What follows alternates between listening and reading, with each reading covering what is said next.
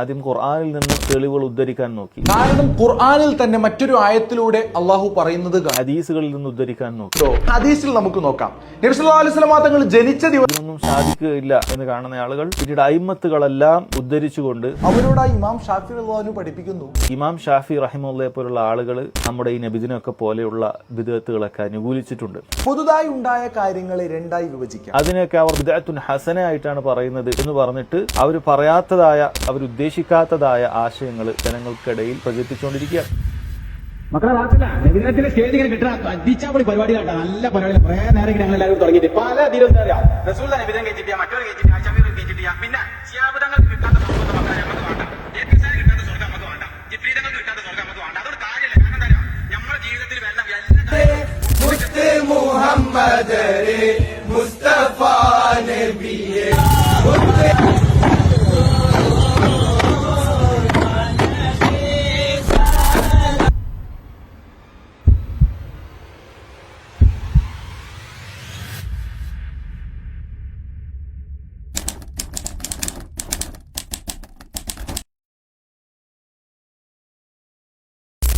സഹോദരങ്ങളെ, നബിദിനാഘോഷം പോലെയുള്ള ഒരു ബിദ്അത്തായ ആഘോഷം അത് ഇസ്ലാമിലുള്ളതാണ്, ഇസ്ലാമിൻ്റെ ഭാഗമാണ് എന്ന് കാണിക്കുന്നതിന് വേണ്ടി ചിലർ നടത്തുന്ന വിഫല ശ്രമത്തിൻ്റെ മറ്റൊരു ഉദാഹരണമാണ് അഇമ്മത്തുകൾ അവരുടെ ബിദ്അത്തുകൾക്ക് അവരുടെ എല്ലാ പിന്തുണയും അറിയിച്ചിട്ടുണ്ട് എന്ന രൂപത്തിലുള്ള വ്യാജ പ്രചരണം നടത്തുക എന്നുള്ളത്.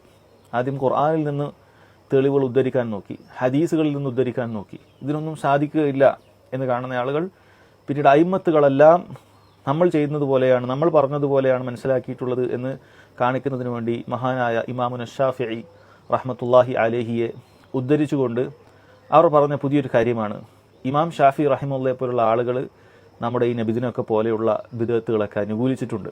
അതിനൊക്കെ അവർ ബിദ്അത്തുൻ ഹസന ആയിട്ടാണ് പറയുന്നത് എന്ന് പറഞ്ഞിട്ട് അവർ പറയാത്തതായ കാര്യങ്ങൾ, അവരുദ്ദേശിക്കാത്തതായ ആശയങ്ങൾ ജനങ്ങൾക്കിടയിൽ പ്രചരിപ്പിച്ചുകൊണ്ടിരിക്കുകയാണ്.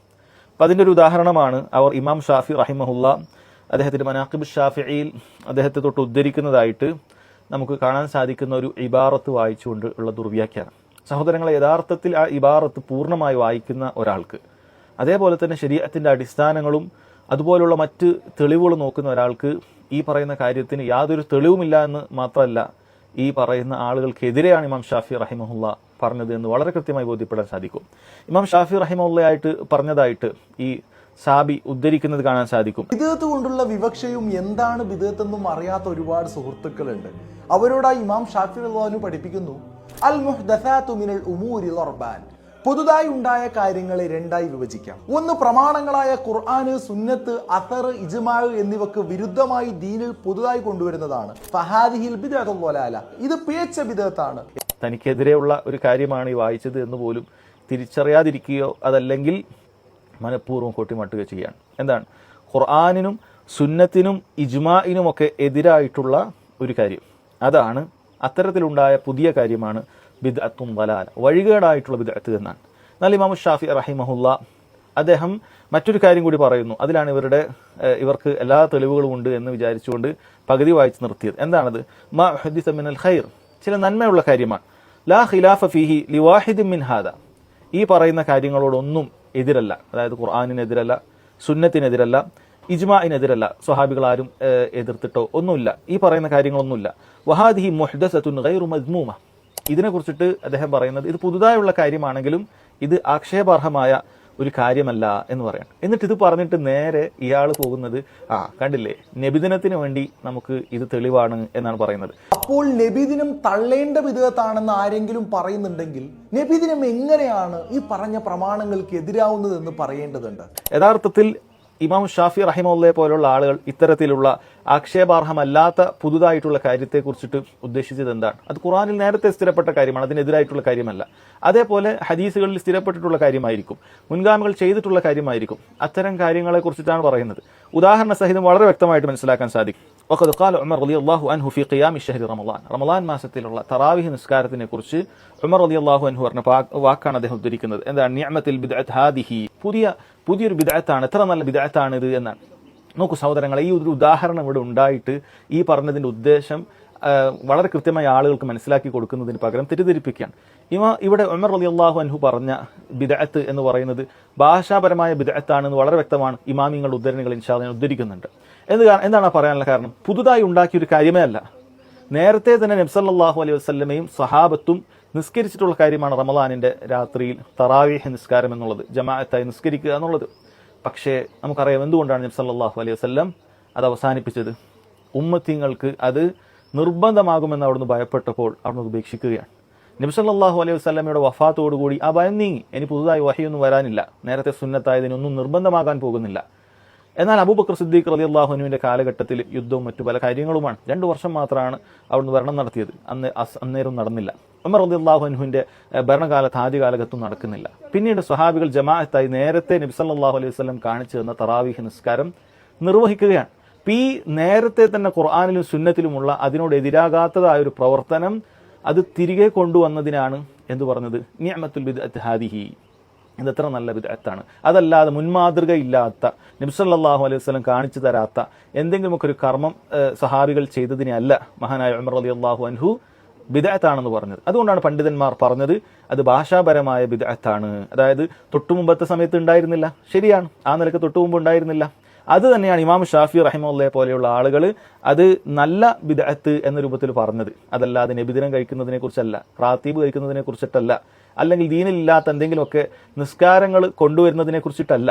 സഹോദരങ്ങളെ, ഞാൻ ഈ പറയുന്നത് ഒന്നുകൂടി വ്യക്തമാകണമെങ്കിൽ ഇതാ ഹാഫിദ് ബിൻ റജബ് റഹിമഹുല്ലയുടെ വാക്കുകളിൽ നിന്ന് തന്നെ ഉദ്ധരിക്കാവുന്നതാണ്. അദ്ദേഹം പറയുന്നുണ്ട്, വഅമ്മ മാ വഖഅ ഫി കലാമി സലഫ് മിൻ ഇസ്തിഹ്സാനി ബഅദിൽ ബിദ്അ.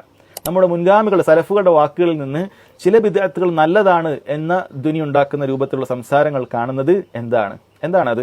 ഫഇന്നമാ ദാലിക ഫിൽ ബിദ്അഇൽ ലുഗവിയ്യ, അത് ഭാഷാപരമായ ബിദ്അത്താണ് എന്നാണ് പറയുന്നത്. ല ശർഈയ, ശർഈ ആയിട്ടുള്ള ബിദ്അത്തല്ല.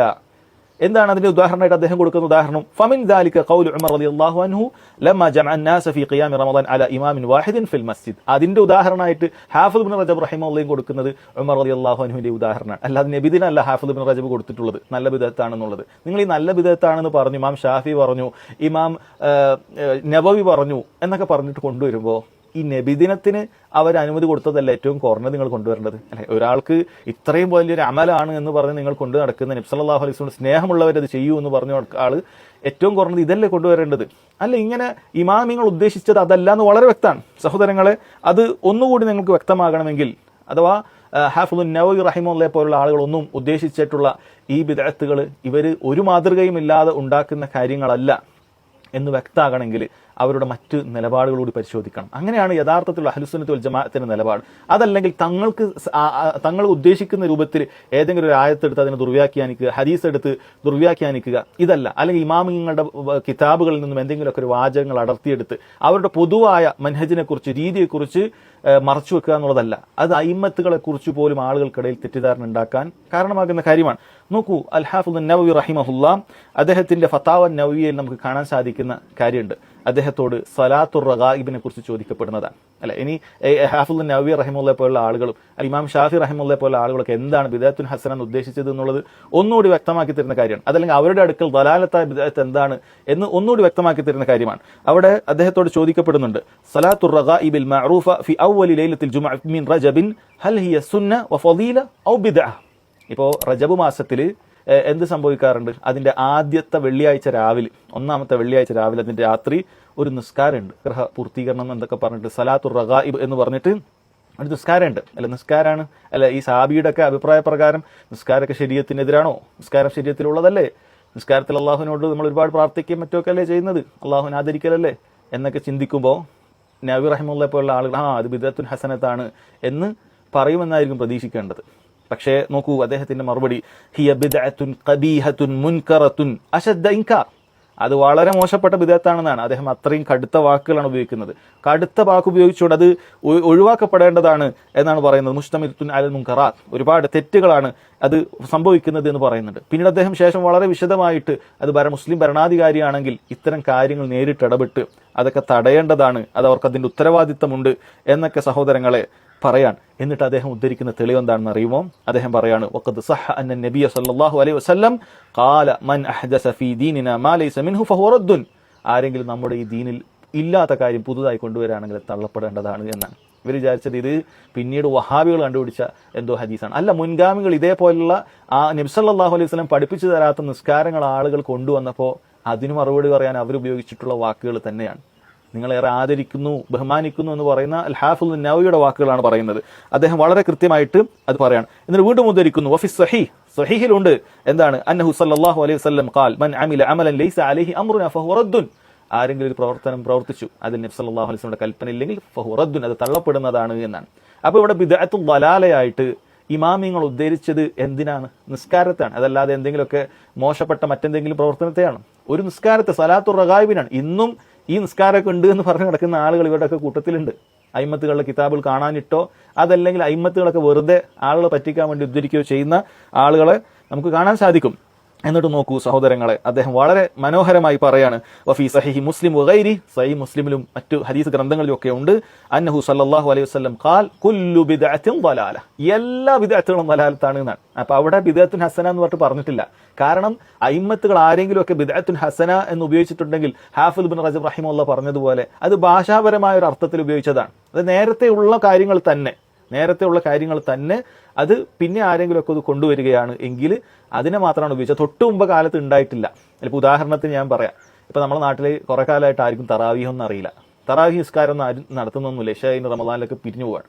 അപ്പോൾ ഒരു പണ്ഡിതൻ, അറിവുള്ള ഒരാൾ, അയാൾ പറഞ്ഞു, അല്ല ഇത് ശരിയല്ല കേട്ടോ, റമദാനിൽ നബി സല്ലല്ലാഹു അലൈഹി വസല്ലം പ്രത്യേകമായി നിസ്കരിച്ചിരുന്നു, തറാവീഹ് നിസ്കരിച്ചിരുന്നു, അപ്പോൾ നമുക്ക് പള്ളിയിൽ തന്നെ വെച്ച് നിസ്കരിക്കണം, വീട്ടിൽ വെച്ച് നിസ്കരിച്ചാൽ പോരാ എന്ന് പറഞ്ഞിട്ട് ഒരു മസ്ജിദിൽ ഒരാൾ തറാവീഹ് കൊണ്ടുവന്നാൽ അതിന് ഭാഷാപരമായി ബിദ്അത്തുൻ ഹസനയാണ് നമുക്ക് വേണമെങ്കിൽ പറയാം, ഭാഷാപരമായി. കാരണം ഈ കാലഘട്ടത്തിൽ തൊട്ടടുത്ത് ആരും നിസ്കരിച്ചിട്ടില്ല, അതിപ്പോൾ നിസ്കരിക്കുന്നുണ്ട്. അപ്പൊ അതാണ് ഉദ്ദേശിക്കുന്നത്. അതല്ലാതെ പുതുതായി ഒരു നിസ്കാരം ഉണ്ടാക്കി കൊണ്ടുവന്നാൽ ഇമാം നവവി റഹിമഹുല്ലാഹി പോലുള്ള ആളുകൾ എന്താ പറഞ്ഞത്? അത് മുൻകറത്തായ ബിദ്അത്താണ്, ഖബീഹത്താണ് എന്നാണ് പറഞ്ഞത്.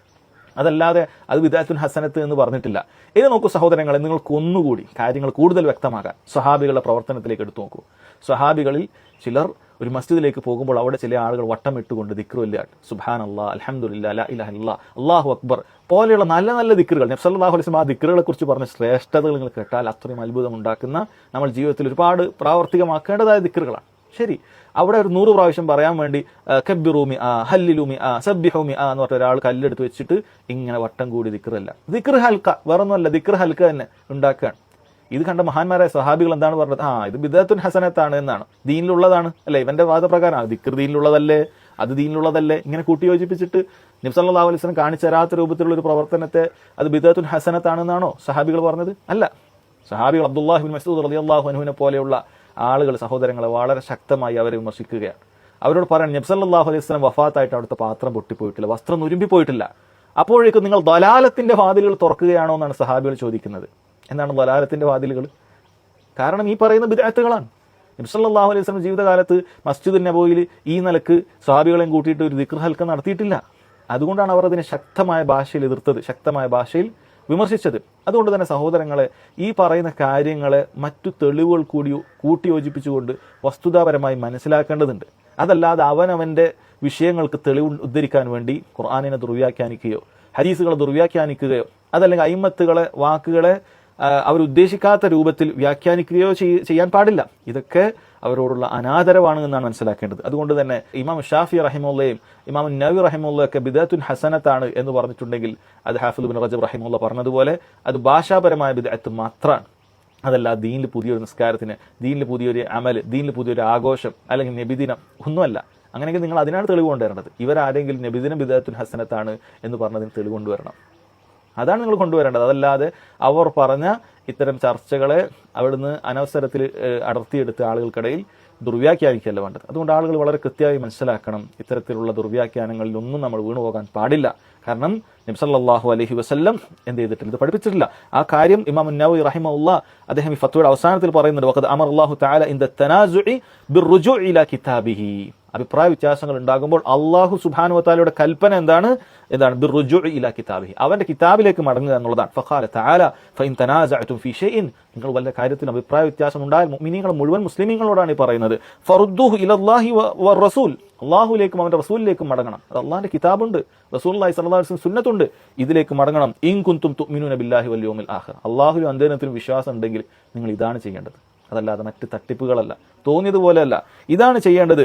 വലം യഅ്മുർ ബിത്തിബാഇൽ ജാഹിലീൻ, നബി റഹിമുള്ള പറയാണ് ജാഹിലിങ്ങളെ പിൻപറ്റാൻ അല്ലാഹു സുബ്ഹാനഹു വ തആല കൽപ്പിച്ചിട്ടില്ല. വല ബിൽഇഖ്തിറാരി ബിഗലതാത്തിൽ മുഖ്തിഈൻ, തെറ്റുപറ്റിയ ആളുകളുടെ തെറ്റിനെയും നിങ്ങൾ പിൻപറ്റരുത്. കാരണം ഇതിന്റെ തൊട്ട് മുകളിൽ പറയുന്നുണ്ട് ഈ സലാത്തുർ റഗായിബ് ഒക്കെ ഗസാലിയുടെ ഇഹ്യാ ഉലൂമുദ്ദീനിലും അതേപോലെ തന്നെയുള്ള കൂത്തുൽ കുലൂബിലും ഒക്കെ ഇത്തരം കാര്യങ്ങളൊക്കെ പരാമർശിച്ചു എന്നുള്ളത് നിങ്ങൾ ഒരിക്കലും വഞ്ചിതരാക്കേണ്ടതില്ല എന്നുള്ളത് ഹാഫിദുൻ നവവി റഹിമഹുള്ള നേരത്തെ തന്നെ പറഞ്ഞിട്ടുണ്ട്. ഞാൻ അബദ്ധം വായിക്കാനിട്ടാണ്. അപ്പോൾ അദ്ദേഹം അവസാനം ആ കാര്യം എടുത്തു പറയണം. അതുകൊണ്ട് അബദ്ധം പറ്റിയ പണ്ഡിതന്മാരെയോ അതല്ലെങ്കിൽ ഈ പറയുന്ന ജാഹിലീങ്ങളോ അല്ല നിങ്ങൾ പിൻപറ്റേണ്ടത്. നിങ്ങൾ ഫറുദ്ദൂഹു ഇലല്ലാഹി വർ റസൂൽ, അള്ളാഹുലേക്കും അവൻ്റെ റസൂലിലേക്കാണ് മടക്കേണ്ടത് എന്ന മുസ്ലിമീങ്ങളുടെ അടിസ്ഥാന തത്വം ഹാഫിദുൻ നവവി റഹിമഹുള്ള പഠിപ്പിച്ചു കൊടുക്കുകയാണ്. അതുകൊണ്ട് അയിമ്മത്തുകൾക്കില്ലാത്ത ഇത്തരം അഭിപ്രായങ്ങൾ ആരെങ്കിലും ഒക്കെ എവിടുന്നെങ്കിലും അടർത്തി പ്രചരിപ്പിക്കുമ്പോൾ അതൊക്കെ അയിമ്മത്തുകളുടെ മാതൃകയിലാണ് നമ്മളുള്ളത് എന്ന് ആരും തെറ്റിദ്ധരിച്ചുകൊണ്ട് ഈ വലാലത്തിൻ്റെ വഴികേടിൻ്റെ വഴിയിൽ തുടരരുത്. അല്ലാഹു സുബ്ഹാനഹു വ തആല കാര്യങ്ങൾ മനസ്സിലാക്കാനുള്ള തൗഫീഖ് എല്ലാവർക്കും നൽകട്ടെ എന്ന്